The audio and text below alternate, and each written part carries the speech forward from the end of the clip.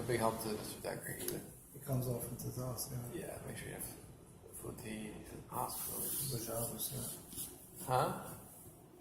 He brings him food for Shabbos. Yeah. There was a tiny thing. He's doing a lot better now, but about 10 months ago he was like, not doing so great. But for sure. Yeah. Yep. He started going there after his wife passed away to say Kaddish. I mean, Yeah, that was. It's funny when I go back with him a long time. He was my first patient, and I was on for a long time doing a show, and when I'd seen in the hospital, he was his wife and so on and so on. But yeah, he started going to say Kaddish, and he made a few friends over there. And it's really the only family he's got, really. Where are we? okay, we're on the Perek Hamishi, page Shin Ayin Hey. Let's just finish make the connection with the last Perek. Kitzur on Perek Dalet. The Tachlis, the goal is not the love and the longing and the desire to cleave to Hashem. That would be a selfish goal, but rather the bracha, which is drawing down Hamshacha to bring down revelation of Hashem down here, the soul down here in the body, Al-Yidei Kiyum Torah mitzvahs, through fulfillment of Torah and mitzvahs, which in Torah mitzvahs you have Anoichi, the essence of Hashem, putting together the tapestry of the Maimer. The main point of the Maimer, if you remember, was that with Torah mitzvahs we have a connection to the essence of Hashem. Right. Not just levels of light, rays of light that are lower levels emanating from Hashem. As we said, in the eyes of the nations of the world, the highest level of God is He's a creator. His power that created the world. That's the highest it gets. But for us, that's the lowest it gets. That's just a shine of light, of Malchus, of Hashem to create. But the essence of Hashem, the levels of Hashem are much higher, much greater. And the Shabbos and Gan Eden are connected to levels of Or of Hashem, of light of Hashem. It's still all called Giluyim and light. But it's not the essence of Hashem. Where do you have a bond and connection to the essence of Hashem is only Neshama and a Guf fulfilling the will of Hashem and doing mitzvahs and learning Torah. Over there you have Anoichi, the essence, Anoichi, the essence of Hashem.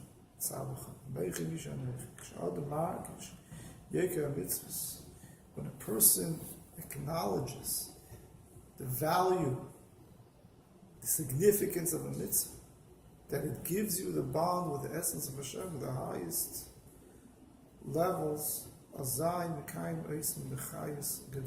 he fulfills the mitzvahs in a whole different light, a whole different dynamic. There's enthusiasm, there's a longing, there's appreciation for the mitzvah, not just to get it over and done,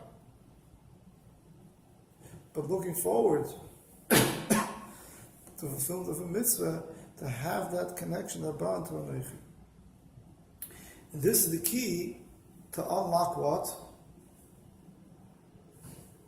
We explained that the mitzvahs and the learning should all be kechadash, as if it's new, as if it was given new today. Without this contemplation, it becomes old stuff. It becomes weird out. It's been practicing and doing generations after generations, year after year. It becomes like an old thing. But when you have this understanding of the greatness and the dynamic of a mitzvah, and the limited time that we're given here on earth to connect, it becomes so exciting every day, every moment, that we're able to fulfill a mitzvah. Kachadash and mamash. The love of Hashem then fills 2 points of his heart, the right and the left. Mirirus, Chalasmali. He has bitterness on the left for feeling his distance from Hashem. And he has joy of a mitzvah because that gives him a feeling of closeness and connection to Hashem. Although this closeness and connection with a mitzvah, you don't feel that. We know that. We know from the Torah that it's Anoichi, that is the essence of Hashem, but you don't really feel it. But that gives us the joy, al etzem hamshacha, on this itself, that it draws connection with the essence, that is accomplished now and will be revealed to us later when Mashiach comes.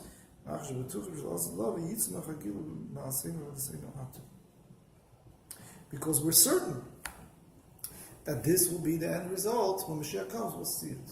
So now it gives us already the pleasure and the joy. The end is not important to us. The fulfillment is important because we know that the end will be fulfilled. Reminds me of the difference in Haftorah from Parshas Vayera. Parshas Vayera, we read the Haftorah of the story of Elisha the prophet, with the story of the Shunamis, the woman who needed funds to support her family. Her husband died. Yeah, that's Israel. Israel. Custom is when someone comes in to say Except that's the drink of say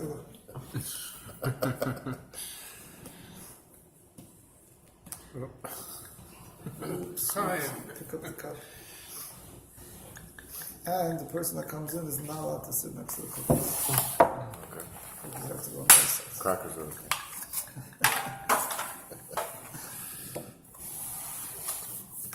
Thank you. That's the request. Baruch Atah Adonai Eloheinu melech haolam shahakam li b'dvarei.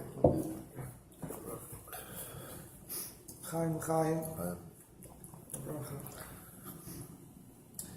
We should fulfill the mission of the month of Elul completely. Full force. Chaim.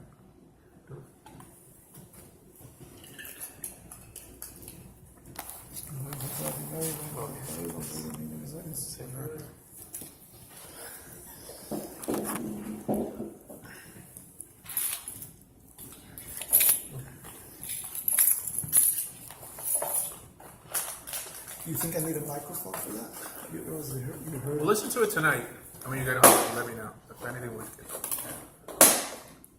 You're streaming it somewhere? Or just... No. I mean, I'm putting it on YouTube, but it's not streamed. It's not live. Want to elevate the thing? We can put a box on it. Yeah. I get a cup of water? Oh, there's a cup. Okay. So what are we in the middle of saying? You have two. Okay. Do you have anything else on YouTube right now, or just, Yeah, two. Yeah. put a couple of nights right there? So Starting out, nice. we're in the middle of saying about the Haftorah for Parshas Vayera.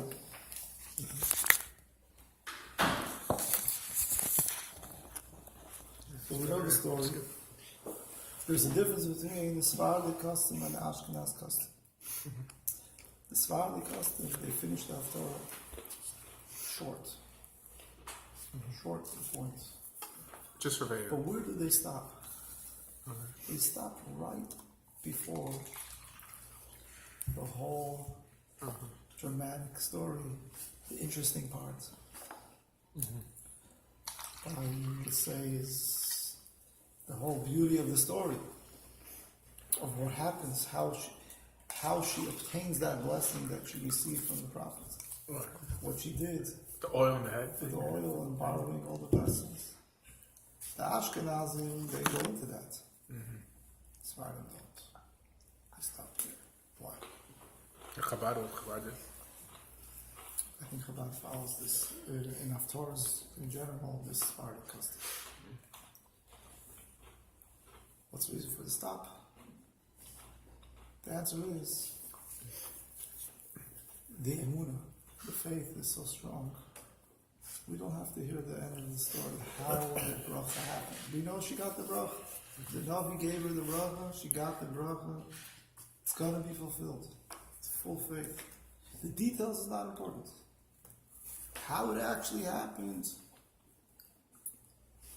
that's extra stuff. But the main aspect is she got the bracha, and we know that it's going to be fulfilled. But the Ashkenazim, they need to see it. They need to hear it. They need to know the details. They want to hear the details of the story. Don't just tell me that the Rebbe helped, or the Rebbe gave a bracha. I want to know how did it play out. We like to know the details, but shouldn't delay much. Shouldn't delay the excitement and the trust and the belief. Same thing here. We know that the mitzvah is going to bear fruit, and the results we will see when Mashiach comes. But the simcha, the joy, is already now. When we do the mitzvah. Now we're jumping into Perek Hamishi. Maimer of the Alter Rebbe, L'Kutei Torah Tziyun B'Mishpat Tipoda, Perek Hei. Kol Zeh Teichen HaPerek. There's two ways of redeeming the soul from its exile. V'sha'aveilu b'teich ha'nefesh ha'bahamis, and its shibud, v'shibudo b'teich ha'nefesh ha'bahamis, and its enslavement in the animal soul. Avodas perek zeh yesh l'sakim mashim nizbor b'maimer ad kan. To understand this maimer, this part, you have to summarize what we learned till now.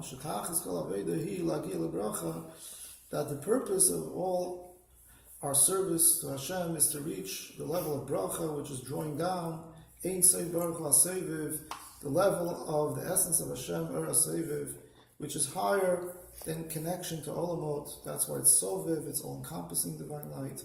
And the way to do it, Neshama does it through Torah mitzvahs, which in Torah mitzvahs is Anochi Mitzavecha. We have the essence of Hashem who commanded the mitzvah, and then the Divrei Torah, the words of Torah, become like new, like a fresh document to you. Ela shekdei lagila bracha. To reach that, you first have to awaken the love to Hashem. Ad shegila elkus imala shnei chalal liboy, until godliness fills the two parts of your heart. What does that mean?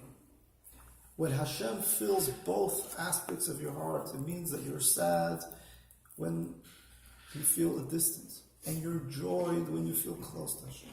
That means both parts of your heart are connected to Hashem. What are the two parts? What makes you feel sad? No. When you feel that you're far away. But what are the two parts of the heart? The right and the left. Oh, okay. The right is chesed, it's attachment, feeling of love when you're close to Hashem. And the left is Gevurah part. That you feel sad when you're distant. So the idea of having the two opposite emotions at the same time.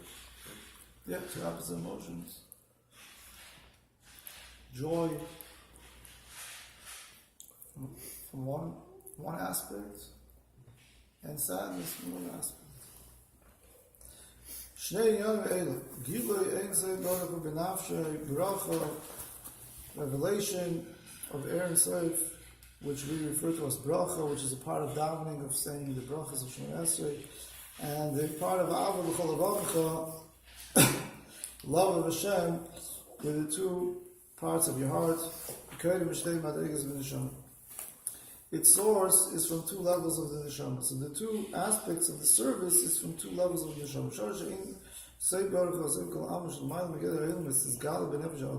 Possibility that Erein Soif, that the infinite divine light of Hashem should be revealed in man, comes from the aspect that his soul is part of Hashem.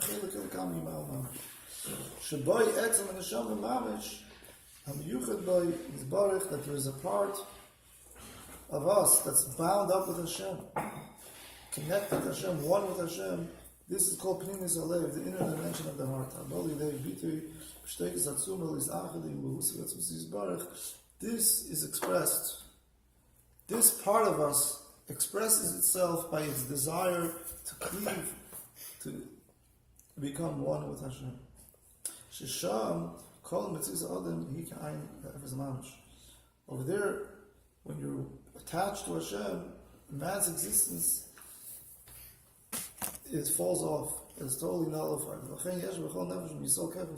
Therefore, we have the strength, we have the ability to tap into self-sacrifice. Self-sacrifice is that you give your life, you give everything away for Hashem.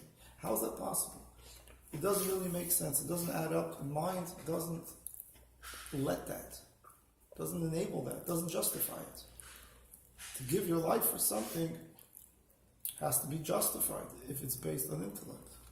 But being that that's the core essence of a Jew, is to be bound over with Hashem, to never sever the relationship with Hashem. A Jew is ready to give everything away, not to threaten that relationship. Shabuchanim says, Kol Asher Loi. He's ready to give everything till his life for Hashem. And this was seen throughout the generations, throughout Jewish history.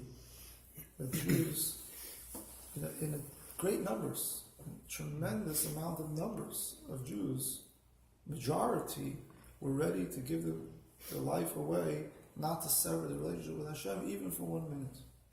If it meant to bow to the cross just for a minute, not even to mean it, and later to disconnect from it, they were not ready to do that. Shimshon. What? Shimshon. Shimshon. No, he gave his life, no?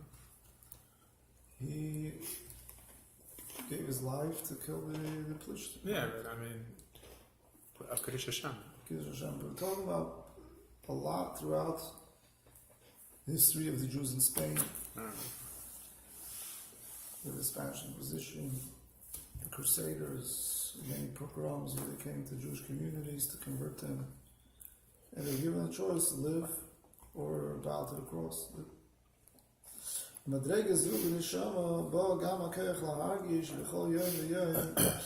level of neshama also gives us the ability to feel every day that our relationship with Hashem is a new thing. The future is cautious, because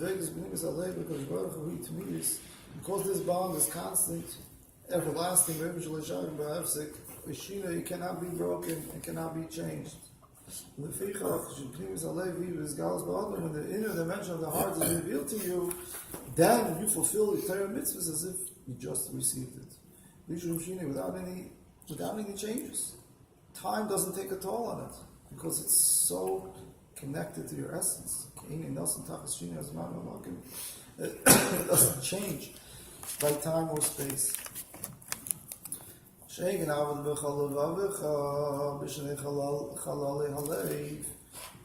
the love to Hashem with all your heart, Hashem, which is the love to Hashem, this means that we try to direct our life to be in accordance with the will of Hashem Yisbarach. To feel the joy when you fulfill a mitzvah, and the bitterness in the left side of the heart when you're a distance from Hashem. This is the external aspect of the heart. This is an aspect that you feel as if I'm in existence. I feel myself, I feel my own craving and desire to be close to Hashem. Although devoting it to Hashem, to serve Hashem, but he still feels that this is making me feel good and important and significant. The first level was he's ready to give everything, he's ready to give his own existence away to Hashem. Now he goes to explain the golus in two levels, from two dimensions of the neshama. All this is the way it's supposed to be. The way a Jew is supposed to be. with devotion, dedication, self-sacrifice, and developing a love. In the time of the Beis Hamikdash, the love of a Jew was only towards godliness, spiritual holiness. That's what the Jew pursued in his life. That's what gave him joy. And the opposite, bitterness from a distance. This is the way it's supposed to be. But when a Jew feels bitterness from aspects of physical, mundane, material things in this world, when he feels that he doesn't have what he wants materially and it makes him feel sad, he doesn't have bani chayim b'zayni, children, livelihood, children, health and livelihood, and when he does have children, health and livelihood, that what makes him feel happy. This means exile. The divine spark is exiled in the animal soul. The animal soul is taken over the feelings of joy and sadness. The joy and sadness is connected to materialism.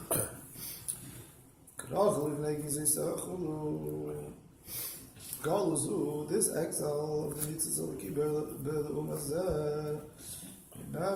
because of this hinted in the verse that the sheep, before you shear the wool, it becomes quiet, it doesn't move. It stands in nullification, in awe of those that shear its wool. The concept is the forces of evil, they receive their vitality from the level of sa'arot, here. Just like a hair, you cut it off and it doesn't hurt you. Why? Because the level of their vitality is so small, is so insignificant that you don't even feel when you cut it. A living organ, its connectedness is so deep and strong. There's pain if you hurt it. So to the klipot, they receive on the level of sa'arot. It's very minute and concealed, like the hair, that you only have a limited aspect of life force in it. Like we see, there's no feeling of pain when you cut them.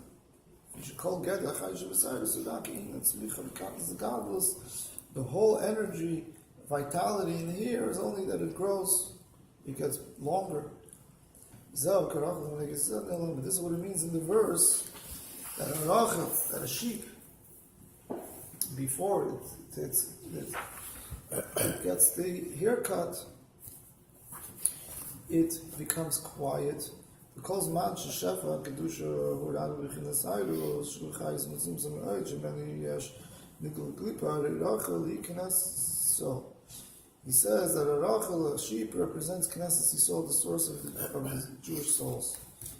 B'chinas nalav v'shtika she'ein ba'izgalus elukus. So when it's in the level of klipa, cutting its hair, giving to klipa its vitality, then it's in a state of quietness. That means it doesn't have its revelation of godliness to its full glory.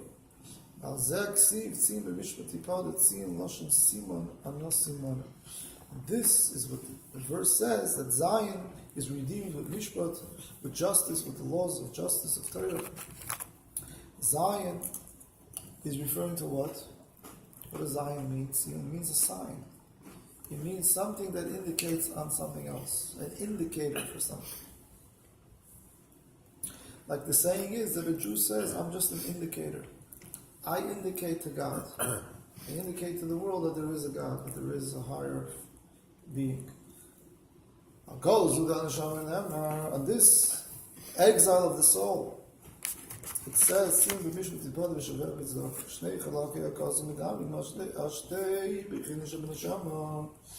these two parts of the verse are talking and referring to two different aspects of the soul. Remember, we asked the question why it says Zion will be redeemed with justice, and then we said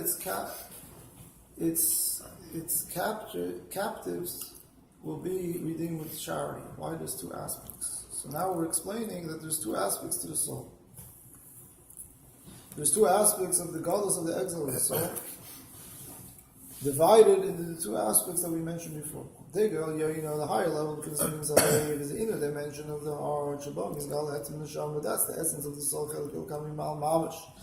It's a part of Hashem and one with Hashem. On that it says that it will be redeemed with justice.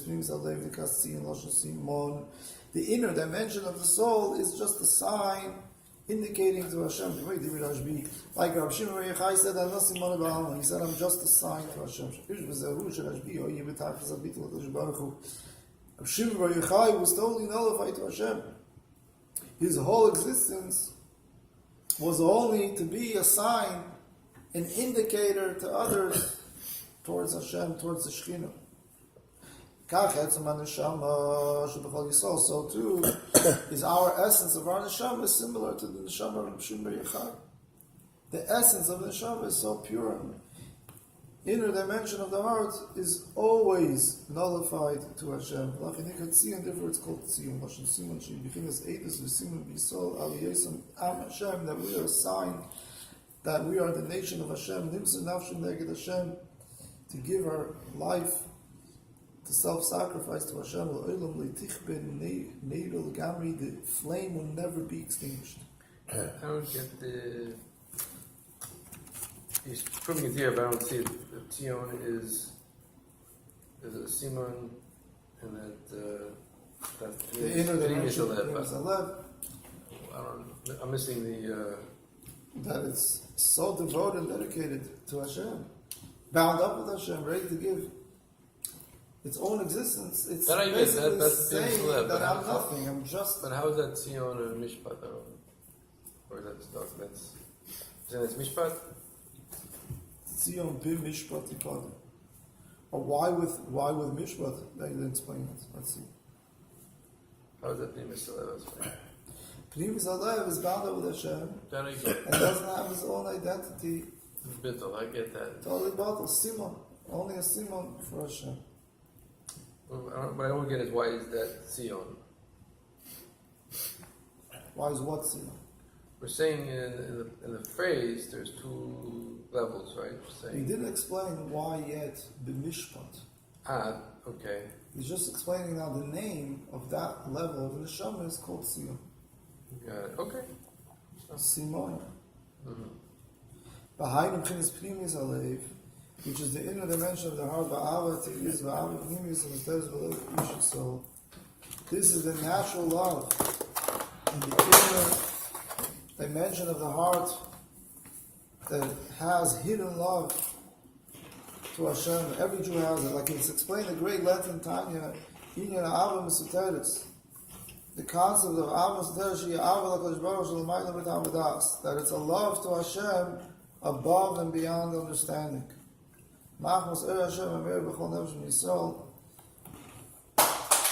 And this love comes from the light of Hashem that radiates and shines, projects to every neshama. So therefore everyone has it. It may be hidden and dormant by some. Sad Avazu Kol Yisrael Afil Kal Shemekalim Muchal Nimsa Nafshel Kedushes Hashem.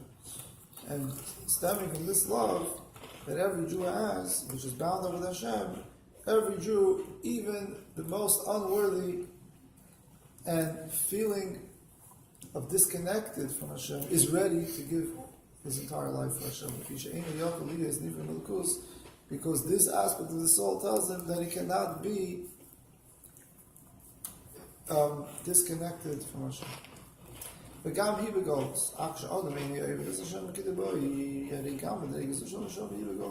So also this level of the soul is an exile. It needs to be redeemed. How is it redeemed? He's going to say in a moment with Mishpat and what that means. But even this high level of the neshama sometimes is dormant and it's not giving us its effect. We don't feel it. It's an exile. It's taken captive. It's in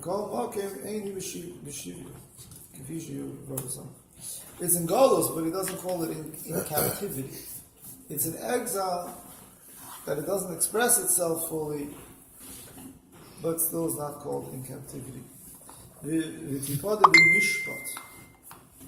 And it's redeemed with justice. What it means, justice? The laws of the Torah, which is laws of justice. Like the Targum renders on the word kimishpat as halachas laws.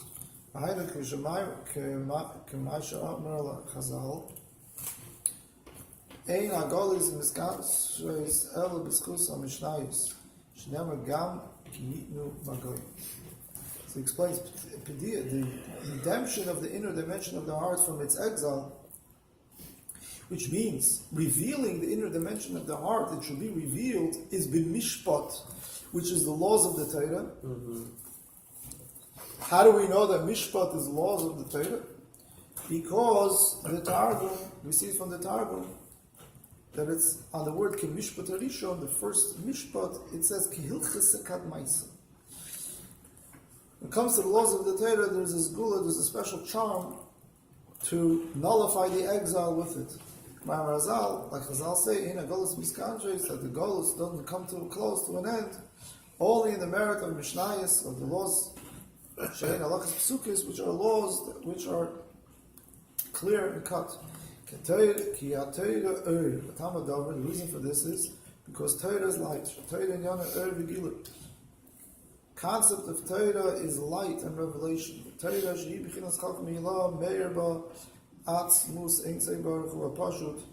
In the supernal wisdom of Hashem, there shines the essence of Ein Sof.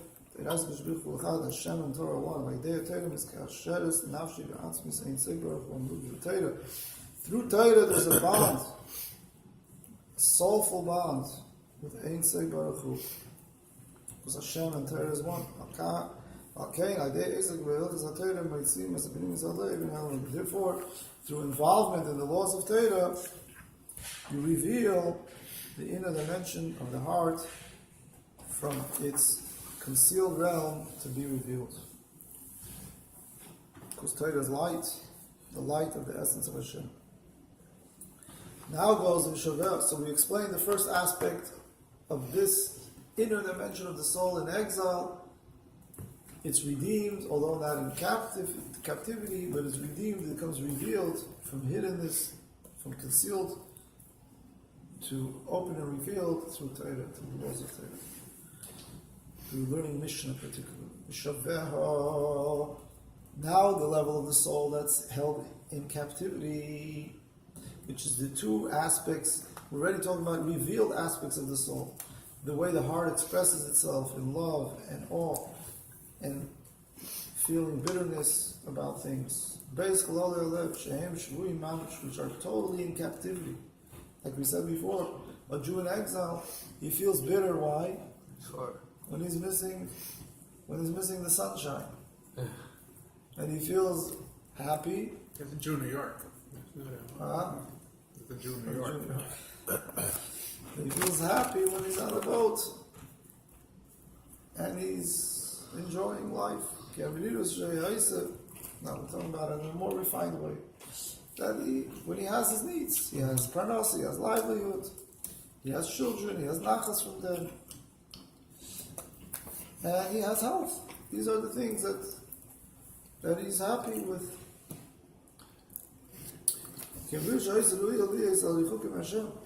The bitterness that was meant to be from feeling a distance from Hashem, now it's transformed into the things that is lacking from the physical world. The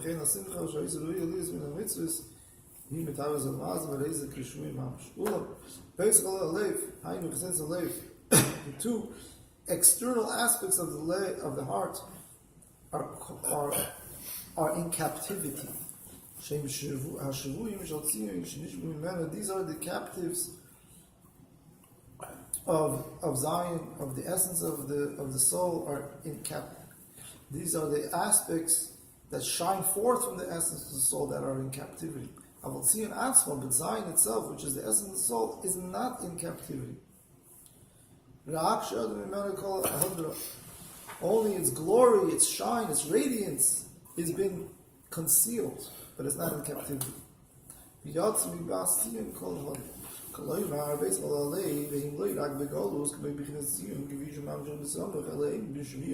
only they're in exile, but they're in captivity. They go totally into the domain of the foreigners. And they become subjects. Swapping in instead of being bitter from the distance of Hashem. Missing the physical needs. And his joy is in indulgence of the physical needs.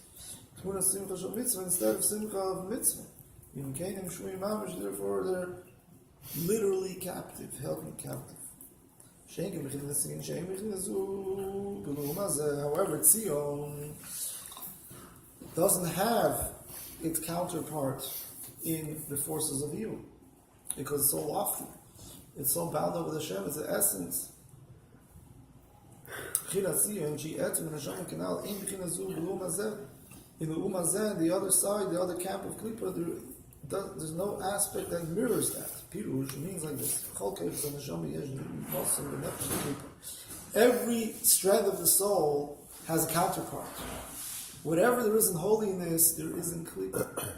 There is an even balance of power, of forces. There's 10 strengths of the godly soul, there's 10 strengths of the animal soul. Everything there is, the opposite in opposition. There's Moshe Rabbeinu, there's always an opposite call to everything in holiness. But one thing not, that's the essence of the soul. With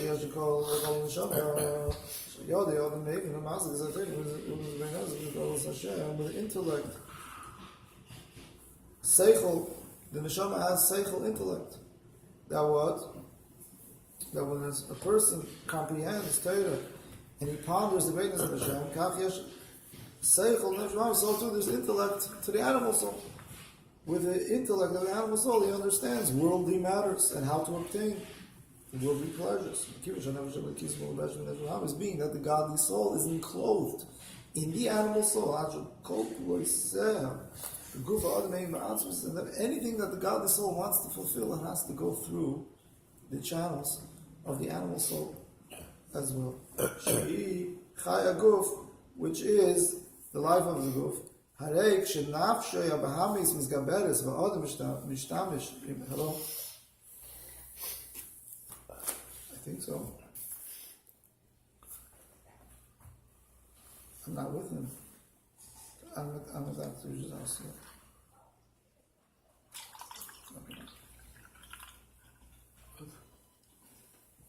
Powerful stuff. When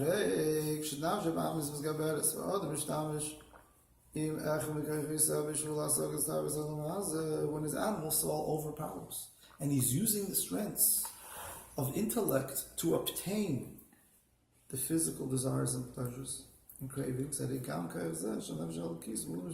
also this strength of intellect of the godly soul is being dragged into those pursuits, which is the opposite of the will and the desire of the godly soul, but is being forced into going along with the intellect of the animal soul, like someone who's held in captivity in the house of incarceration. The godly soul is totally incarcerated here in the shackles of the animal soul. When someone falls into lusts and cravings and pursuing desires of the physical, and in that he puts his joy, the strength of joy that's part of the kedusha, holiness of the godly soul. You sense that joy in Simchas Torah. That's joy of kedusha, of holiness, and in such intensity, with precious, emanating from the godly soul. So when the person is pursuing joy in the physical pleasures, his godly soul becomes a prisoner to the animal soul, to klipa v'chein b'shakech nefesh.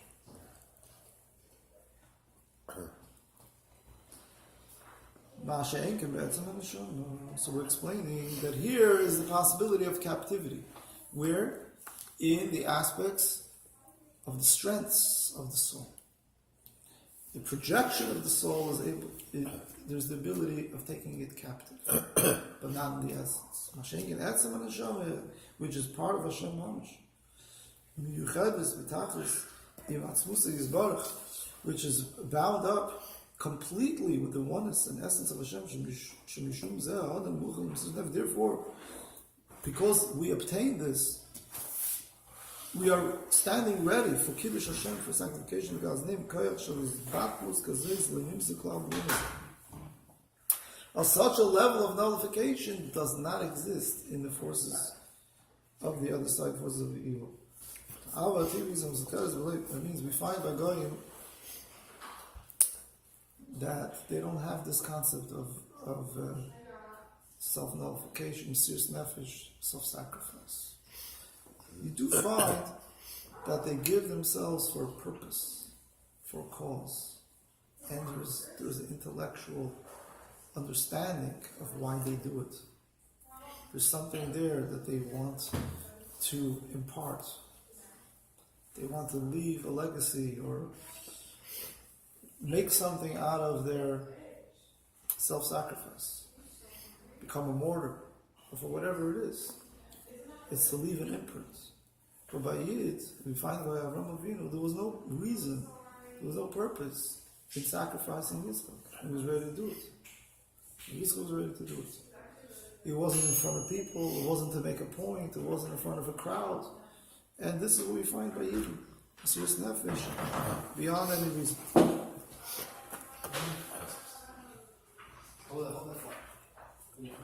Are we holding it?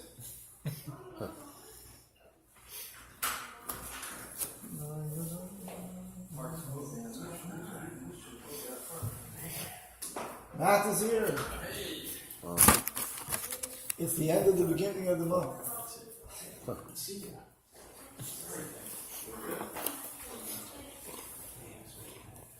Let's say l'chaim in the meantime. Matt was saying l'chaim for you. How's it going? Good to see you. Okay. Doing good? Yeah. How was your vacation? Awesome. Chicago. Oh, we live large. I'm going there on Monday. Oh, are you? You gonna go to Ken's Diner or Taking my Skokie? son to yeshiva. Yeah. Ken's Diner. Kosher Diner. That's where we gotta go, to Ken's Diner. You gotta go to Vita's. You've been to Okay. Vita Grill? Let me know all the places. L'chaim. You go there, you see Ken Heckman. Who? He's the Kenny owner. Heckman. He's the owner. He's the owner of Ken's Diner. Yeah. Ken Heckman. Chaim. So this, the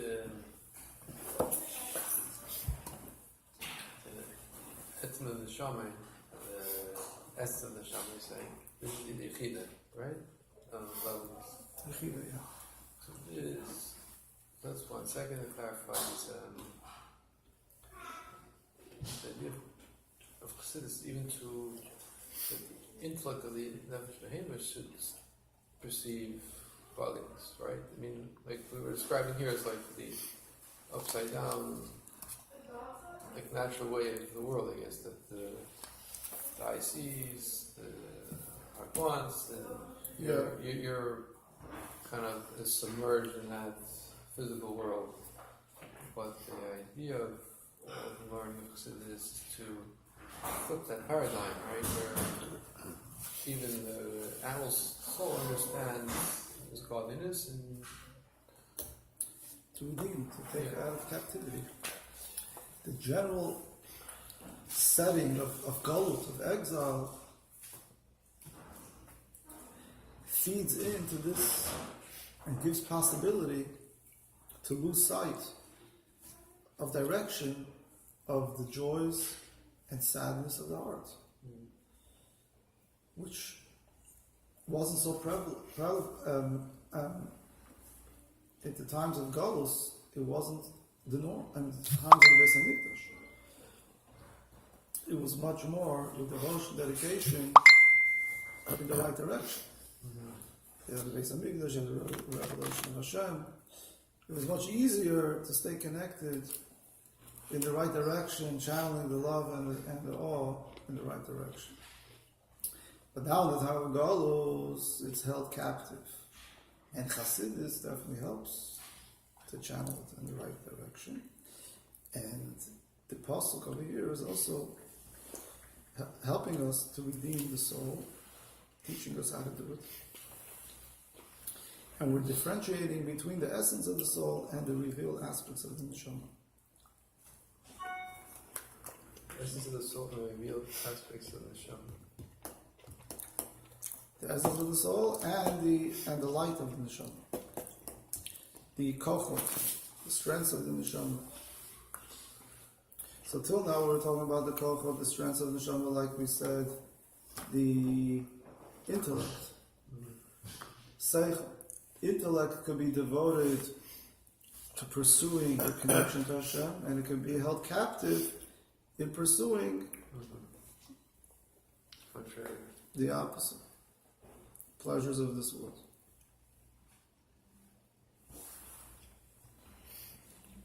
So here, as we explain, the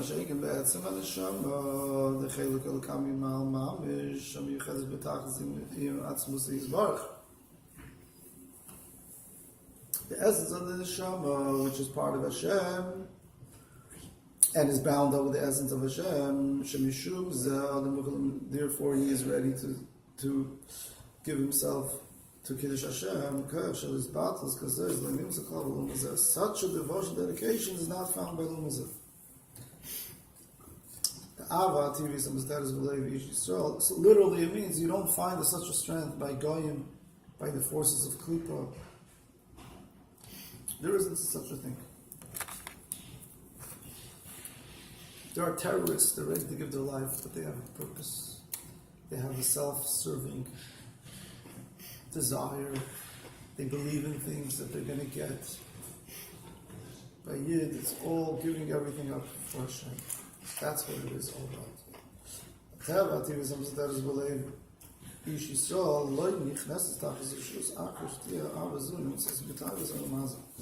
There's never captivity in this strand of the soul that it should go into the hands of Klippa and they should utilize it. They can't utilize it. They can't take it in captivity. It doesn't have the antithesis of power in Klippa.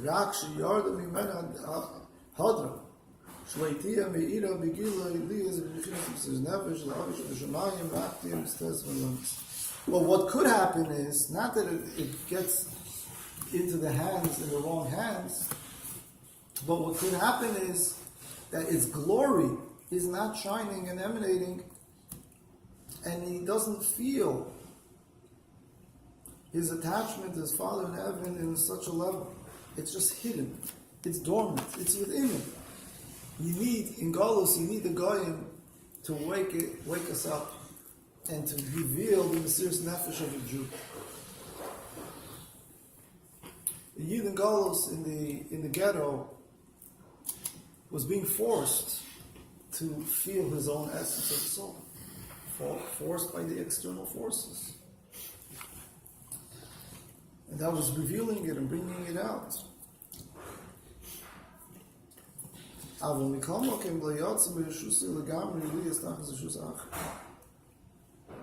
But although it's concealed, it's not being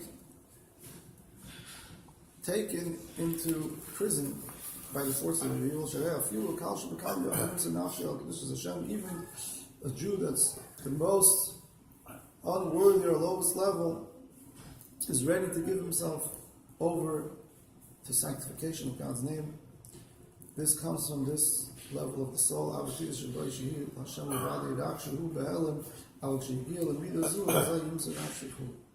So look at the picture of this Jew who lives in exile. He's totally living his life like the goyim around him. He's pursuing the same pursuits as the Goyim. He gives his intellect, his joy, his sadness into the physical material. But there's one part of him that's never exiled. There's one part of him that you can never take away. That's the essence. That's always there. It could be covered, but it's there. And it's never taken into captivity. It's never taken over. It's never ripped out of him. It's always there in holiness. And it comes revealed when it's being crushed, when it's being pulled out, when he's being forced to make a proclamation that severs his connection with Hashem. That's when he says, up till here and not beyond that. He's not going to cross that line. And what happens? The essence of the Neshama becomes revealed, and he's ready to give his life for it. The Pintaliyah, although all the external aspects were all taken captive, they were all operating in the forces of Klippa. But this part of the Yid never is taken captive and never operates in the forces of Klippa. It always remains loyal to Hashem. All it needs is the right moment, the right setting to awaken it and to bring it on and to develop it. Even at the time when they're connected to the physical world, he could still give his life to Hashem. Now, the story of the Spanish Inquisition definitely comes to mind in this description. Therefore, on the level of Tzion, we cannot say that it's Shavuya. In captivity, that it goes into the domain of Klippa and subject to Klippa, but actually because only it's an exile,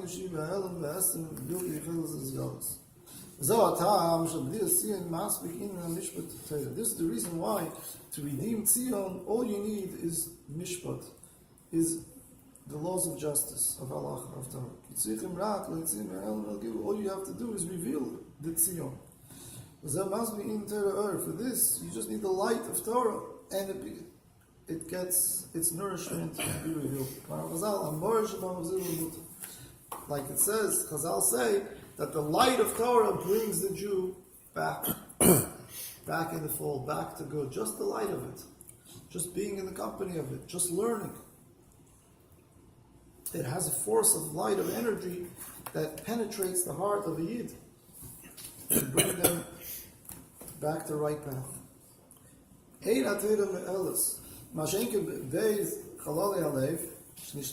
However, the two aspects of the heart, the right and the left, which are taken into captivity to the keepers, Torah doesn't help to awaken them. The way it helps the inner dimension of the soul. Over here, what you have to do is you have to break the shackles of the exile, of the shibud, of the enslavement of the klippa.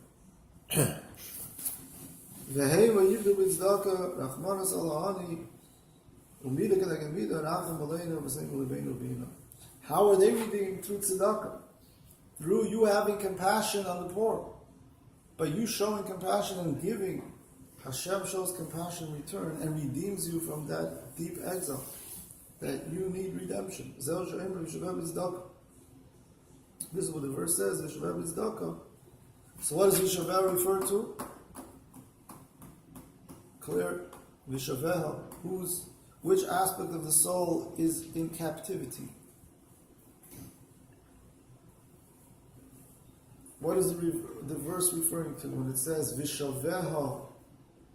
We said that there's two aspects of the soul. One is just in exile, but not in captivity. The other one is in captivity, and we refer to it as Vishaveha. Vishaveha means in captivity. Which aspect is that?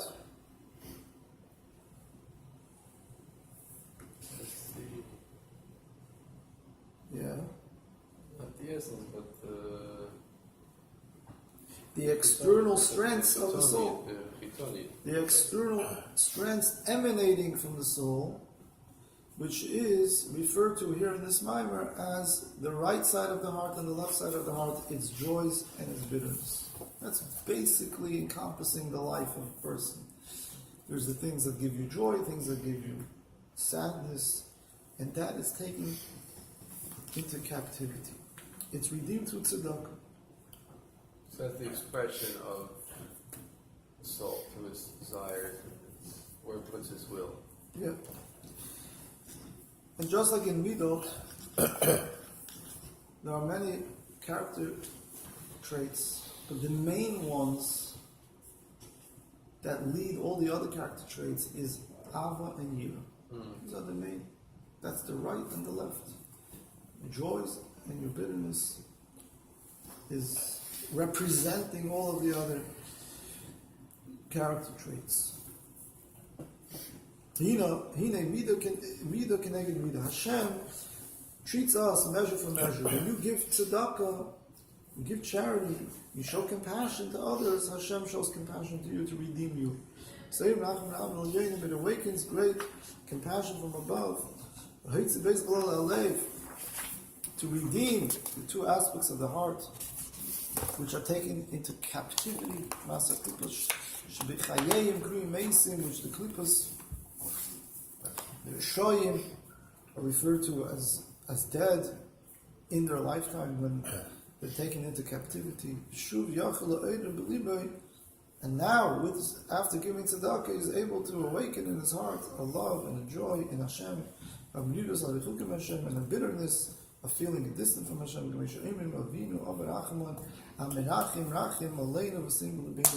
say, Father of compassion should have compassion on us and put an understanding in our heart. Bina liba. Bina is connected to the heart. The diyokan is bilibeinu bina. We say to put bina, understanding, in our heart and in the mind. Understanding our heart means understand the right feelings and dedicate them in the right direction, the right way. Ainu bina kazu, as such a bina mashpi al alev, that affects the heart and it gives direction to the heart. That the two parts of the heart should be filled with the service of Hashem.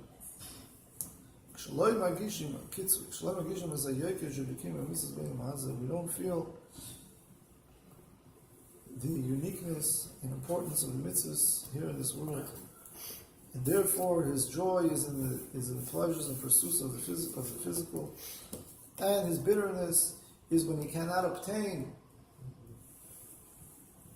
Yeah, no offense to your line of business. Don't take. Some people, their whole craving and desire is to have a nice fancy car, and if they can't get it, they're bitter. Oh, true. They're bitter, and because of that bitterness, you earn a living. Yeah, it's ridiculous as it sounds. We also call that, car rich but house poor. Car rich but house poor. People who buy an expensive car when they really shouldn't be. You see it all the time. Oh yeah. That drives the industry. Absolutely. It's ridiculous. But for a Jew, that's called exile. That's called captivity. That our cravings and joy and desires are placed in captivity by the pursuits of the animal soul and the physical. But what's true? What gives a Jew true joy and desire? The way it should be is the pursuits of the godly soul, the spiritual, the joy of a mitzvah, the joy of Simchas Torah. You know already where to be in Simchas Torah, right? Oh, yeah. You're in town? I hope so. Okay. Be there. Well, I don't have any plans to go out of town for a while. I just got to arrange my days off. Make sure to be at Chabad where all the action is. Absolutely. Oh, what did Rabbi Penny do? there's a big billboard on Yeah, I saw that. Sterling saying that 6 acres. yeah, new Chabad is They're opening. They're going to purchase it. They're going to purchase the land, Yeah. get the building done. Where? Done. Sterling and what? In Cooper City somewhere. Oh, where the trailer is now? Yeah, it's going to be like Hiatus It's Road. not very You good. just came back to town? Yeah, I came back a week ago from Israel. Very nice. And you go back to Yeah, a week and a half. Tzava? Savan, You Savan? going to Tzava? Savan, no, Rina. Rina's Oh, in yeah, Savan. Tzava, okay. Rina's in Savan, I'm going back to Brandeis. Very nice. All right. Okay. Yesh b'zav shtei madreges. There's 2 levels. Galus apnimis alev. There's the exile of the inner dimension of the heart, which is referred to as Tzion. Why is it referred to as Tzion? We said before that it's only a sign, an indicator to Hashem is totally devoted and nullified to Hashem. Shiyama tzivus Hashem is the natural desire, craving to be connected to Hashem. From this level of the soul of the Jew is Mesiras Nefesh Hashem. V'chein Gilui Elkus B'Nefesh. Another aspect of this is the point of where bris comes from. Our bond with Hashem is on the highest level, from the essence of the Jew, which is above intellect. So you don't do bris at a time when you understand it, when you ask you if you want it, and talk to you on an intellectual level, because it's way above that. It's when 8 days old, the baby doesn't understand anything. It's done indicating the highest level of devotion and attachment to Hashem.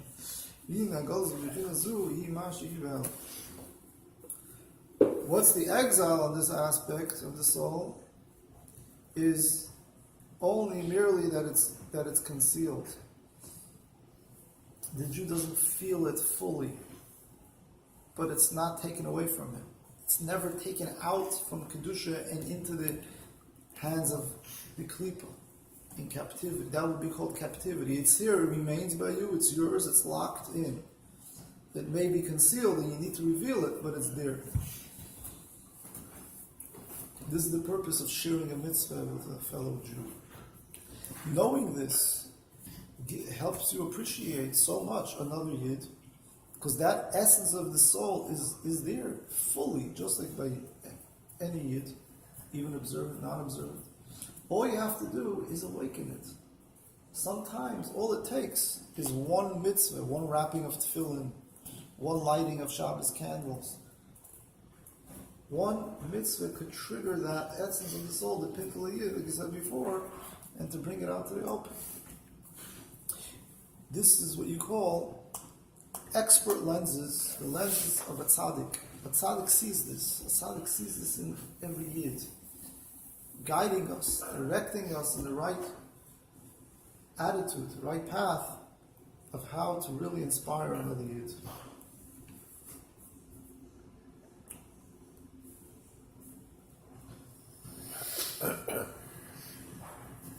Say the story of a Jew in the early years of the Rebbe's leadership. He met the Rebbe in the street and he told the Rebbe he's involved in federation and there's a big problem. What should we do with assimilation? We're losing Jewish people in America day by day to assimilation. What should be done? The Rebbe told him, you have tefillin? He said, yes. Share it with one Jew at a time. That's the best thing you could do. How true it is. Do a mitzvah, share a mitzvah, it brings out the essence of the neshama. Therefore, its redemption, because it's never in captivity, is only through light. Through Torah, light of Torah. The second level of the soul is exiled and in captivity. It's literally in captivity. With bitterness of the lack of the physical and the joy of the physical. And its redemption is through charity. The midah connected midah, the concept of measure for measure. When you have compassion on others, Hashem will have compassion on you and your soul, and on the situation of your soul in exile, with the Yetzer Hara, and to redeem it. Concepts that were talked about and explained in this mimer, in this parak, is the inner dimension of the soul and the external dimension of the soul. He said from the pasuk, like the sheep before its cutting of the hair, it's quiet. Cyrus, that's the concept of Cyrus, of here, of small measure of vitality, and and just a sign.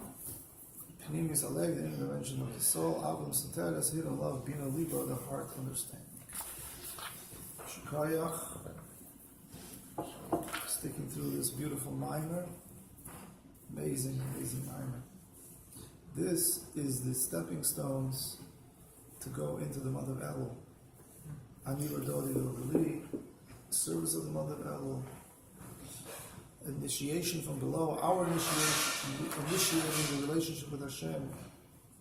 And Rodoli is Hashem responding to that and allowing us to go into the palace, inviting us into the king's palace on Rosh Hashanah and Yom Kippur.